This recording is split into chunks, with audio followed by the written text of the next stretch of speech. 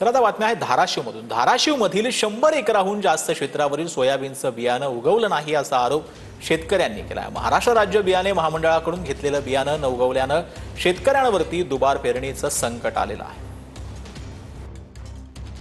मला सांगा, कधी पेरणी केली तुम्ही? 11 तारखेला पेरणी केली आहे। 11 तारखेला पेरणी केली म्हणजे किती दिवस झाले आता? आज 11 दिवस झाले. 11 दिवस झाले आज 11 दिवस झाले आज आपलं नाही तरी वापलेलं नाही। वापलेलं नाही म्हणजे हे पूर्ण बियाणं नासून गेलं खाली। बर हो हे असं झालं का? हो असं बियाणं झालेलं आहे, पूर्ण म्हणजे नासून गेलेलं आहे बियाणं, ते खराब झालेलं आहे बियाणं। तर त्यांचे अधिकारी काल आले बी होते, त्यांनी बघितलं बी काल। कृषी चालते का? कृषी चालते, महामंडळाचे चालते। आम्हाला म्हणलं नुकसान भरपाई म्हणजे हे जात आम्ही खात बी घातलेलं, ट्रॅक्टरची मेहनत, ही जी मेहनत जी पूर्ण केली आहे हे जे आम्हाला पूर्ण नुकसान भरपाई मिळाली पाहिजे। किती एकर पेरलं सोयाबीन? आम्ही 4 एकर पेरलेलं आहे। आणि ह्या गावच्या परिसरामध्ये ह्या गावच्या परिसरात 40 ते 50 एकरचं शेतकऱ्याचं असं झालेलं आहे। अशी परिस्थिती निर्माण झाली। श्रीराम क्षीरसागर, TV9 मराठी।